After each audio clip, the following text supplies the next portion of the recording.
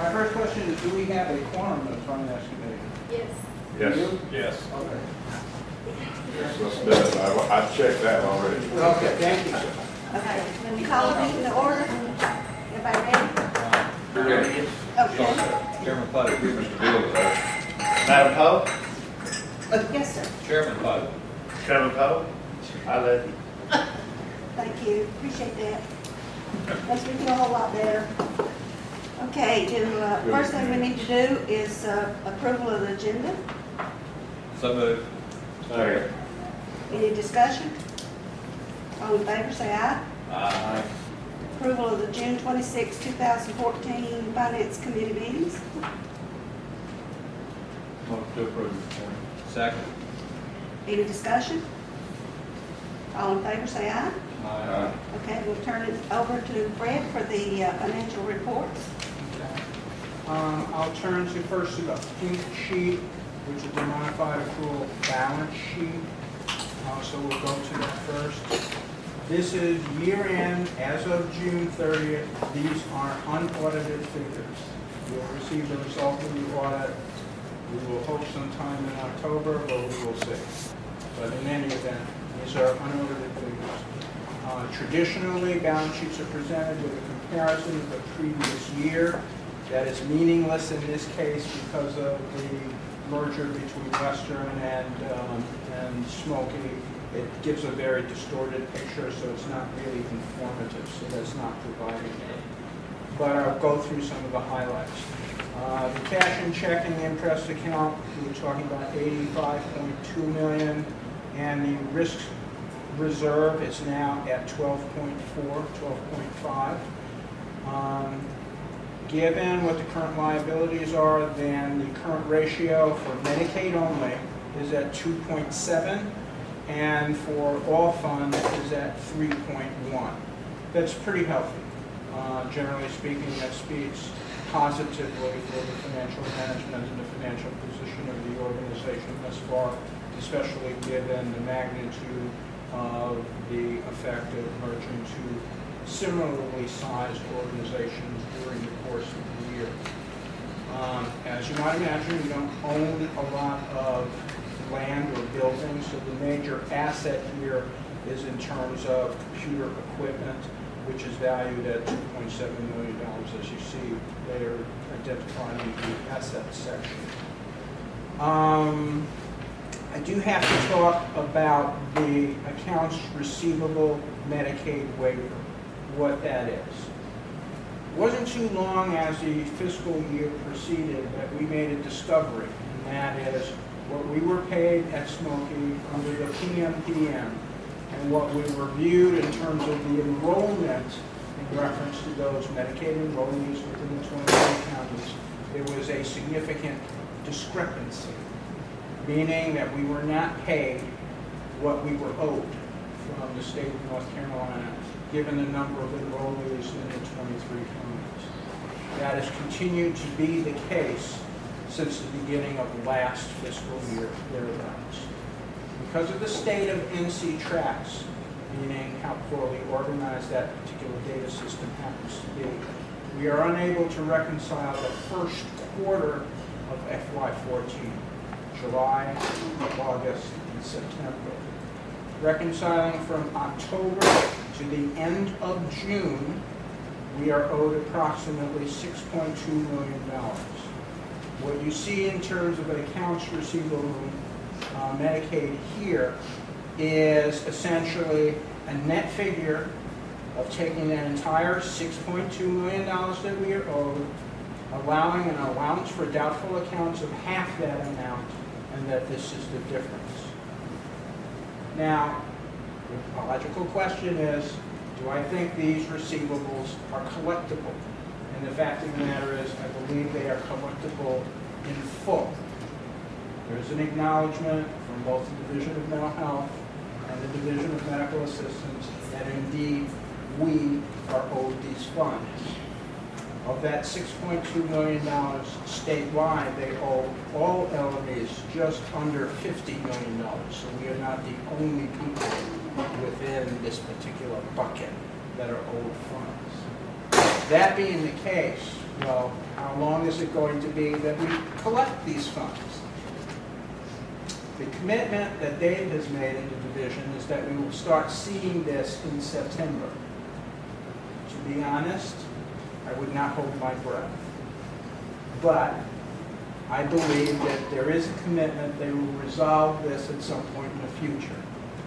Lisa and I actually have a bet about when the first dollars will actually flow. This is a bet. Anybody else would like to get in the pool, send it around. I'm at the far end of the optimism. This is a bet I hope I lose, but we will see. But, okay, so this accounts for the accounts receivable as of the end of June. We've already done an assessment for July. There's $1.7 million that has been added just for the month of July. In total, if we're ever able to get, which we've gotten a commitment that we will at some point in the future get, the information to resolve that first quarter of the fiscal year, that receivable will actually expand, and it will be expanded beyond that first quarter, because with that information we can make determinations about the prior year to see whether we are owed even more. So that is the lowest possible amount that Smoky is owed. And, you know, we will see when indeed we receive those funds. But it's a significant issue. We are on top of it. All of the LMEs are on top of it because it's in our financial interest that this be addressed and resolved. And there is a commitment of the division to somehow, in some time frame, address the specific issue. Brian, is there anything you want to add to that? We'll know more soon, won't we? I think it's two things. It's how much, what kind of check we see. And there's so much reference in the, I was out, I get a hold of somebody, so I missed the first part of all of this. The, just the references to the business practices, which I think are intended to define the reconciliation process and how they decide that we think we owe you 50 cents, versus, well, no, we think you owe us, $20. That'll be the other part of it. So the extent to which they clarify that, and there's a meeting coming up, my CEO meeting, when's that? 3 weeks, I guess from tomorrow. We'll know soon.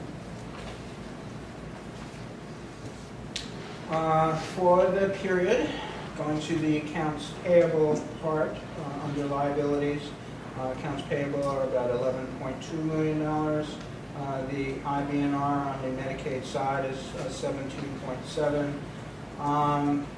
That indicates that those, how to say this, that those claims that we know are out there that have not yet been filed. So it is a liability onto Smoky, but we don't have it in our physical hands. It is a projection, but it's based upon historic experience, so it has high reliability. Going to the fund balance. Fred, Yes. question first. I'm sorry to interrupt you, but on the Western Highlands, the $244,000, are we caught up now between balancing between what the two entities owe each other, or is this what we actually owe them, or is there still some cross Okay. payments there? We have just a few final journal entries to make adjustments to. When the auditor comes, the next visit is going to be on Tuesday. There will eventually be a meeting between the auditors for Western Highlands, who completed their work several months ago, with our auditors to make sure they compare notes for true consolidation. So this balance sheet does reflect a consolidated statement between Western and Smoky with a few loose ends, but they will be tied up before the completion of the audit. Is that a fair statement? Yeah, and if I could just add this one thing, Fred, on the IBNR here that shows Western Highlands, that $244,000, Judy, that you were asking about, that's what remains projected to potentially come in still against Western, because we're still, believe it or not, finalizing some of the claims because they've had providers have had time to bill third-party insurance, and especially the hospitals, and then request claims reconsideration. So that amount is still a projection of what potentially is going to come in that was delivered prior to October 1st for the western 8 counties. Lisa and I've been keeping up with it, Fred. I emailed her several months ago about this, the Western Highlands things here. Go ahead, I'm sorry to interrupt you. No problem. On the fund balance, there will be two, later in the agenda, motions affecting 5 of these lines, so I won't talk about them in detail now. I'll simply repeat the Medicaid risk reserve is at 12.5 here. That going to the end of that particular statement, under current year, unassigned, that the Medicaid program that we have earned $15.7 million, and all other source of funds about 2.6, and that is as of the close of FY14. So those were earnings made as of the end of FY14. Which in the end is a positive statement to make. We actually have revenues over expenses. And that extends both, with we'll review in detail in other statements, to both the service side and the administrative side. Any questions about the balance sheet?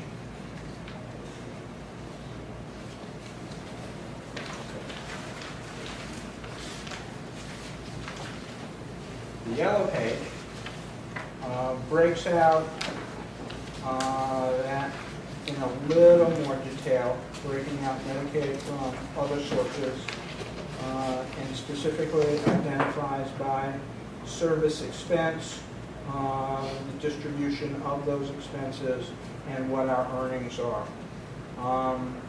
Under the Medicaid program, going to the last column, that our earnings on the service side was approximately, if I'm squinting correctly, $11.5 million thereabouts, and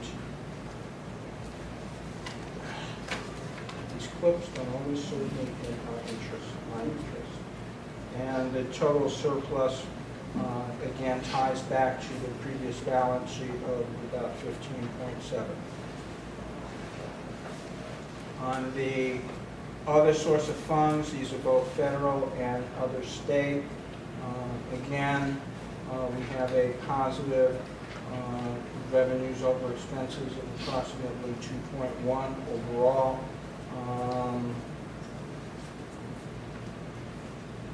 From all other sources. Any questions about the detail? Unless there's a specific subject of interest.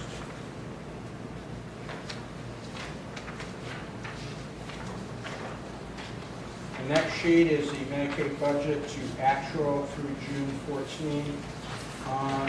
Here it highlights by service category what has been budget versus actual spending during the course of the year. There are very few surprises here in the real sense of the word. There are things to be watched.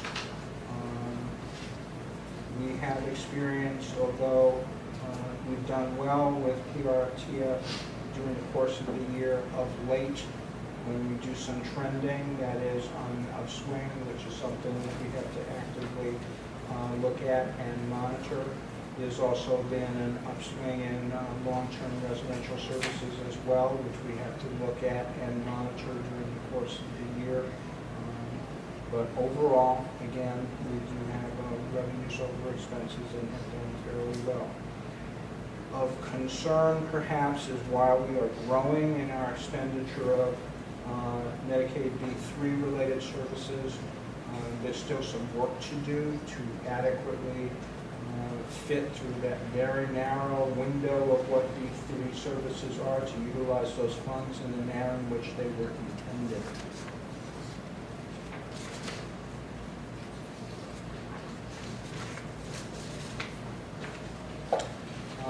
The succeeding dashboards are the expense ratios.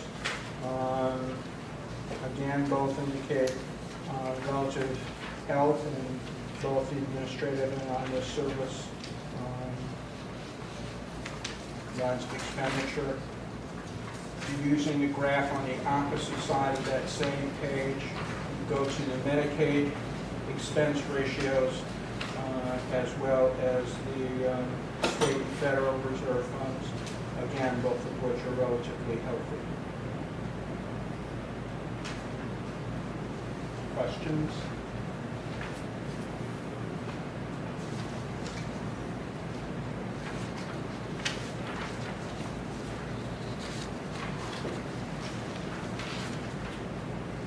Among all the dashboards, what I look at most closely is the current ratio both in Medicaid and under total current, which is the next one.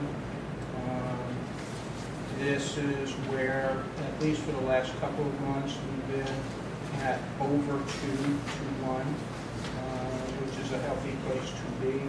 And under total, it currently sits at 3.13. Does everyone understand the concept of what a current ratio is? It is total assets divided by current liabilities, and it's the ratio between the two. We want to see current assets and location of the LME's MCOs that an administrative cost savings of approximately $1.8 million will be realized. Apparently, their accounting is a little different than mine, because I don't see how in any consolidation there is a savings per se. But that's what the appropriation language says. So the department in its wisdom, since there is a reduction there, has to come up with a methodology for applying this $1.8 million reduction to the 9 LMEs themselves. I was promised in a communication by Wanda, the budget director at Division of Mental Health, that we would see that sometime this week. It's Thursday, I haven't seen it yet. So I don't know what that's actually going to look like. At the low end, it might be $250,000. At the high end, it might be over $300,000. I honestly don't know. What was suggested during a DMA call that we had earlier in the week was they are refactoring what they're considering in this allocation, and that some will get more, some LMEs will get more, and some LMEs will get less. The more work you do for the division, the less of a reduction you will get. And you have to take in the three-way contracts with the hospitals as part of that equation. So what that financially means, I don't know. We won't know until we actually receive the allocation. Again, I expected by this time in August that we would have heard something definitive, but we haven't. Now, the special relevance here is that we have not initiated the COLA until we get that number, just to be real safe. So.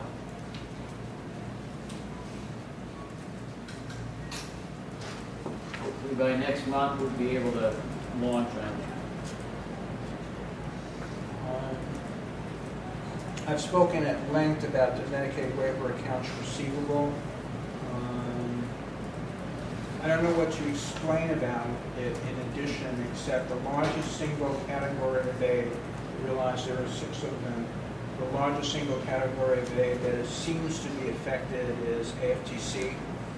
Over 70% of the eligibles that are not turning up within our PMPM are in that service category. It is not 100% clear as to why. There doesn't seem to be any differentiation by county. It doesn't seem to matter. It's simply there. So we're closely watching it. At the end of each month, we're certainly able to do a run and determine what the shortfall happens to be. We'll reconcile this one of these days. Great Plains is a Microsoft program that we use for our accounting system. Great Plains is the version that we are currently using. is quite old, and Microsoft will not be supporting it beyond this calendar year. So we will be shifting the version of Great Plains that we will be using.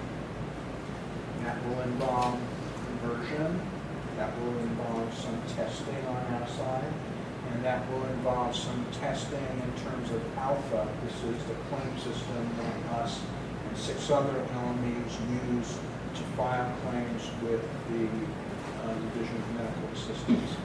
Fortunately, we are not the first LME to go to this new version of Great Plains with alpha, which is a good thing. Because as many of you may not know, anytime you do a change with a claim system, there's a problem. I hate problems when they involve reimbursement of money. So we will do this carefully and we will do this slowly. The recommended means of always doing conversions with versions of the accounting system is to run those 2 versions parallel at the same time for some period of time, minimally 2 to 3 months, to make sure that the new system works as is intended, and that's what we will do. But there might be some trials and tribulations associated with that. So if you hear me screaming, it's probably about that. Anything else, Lisa? I think so.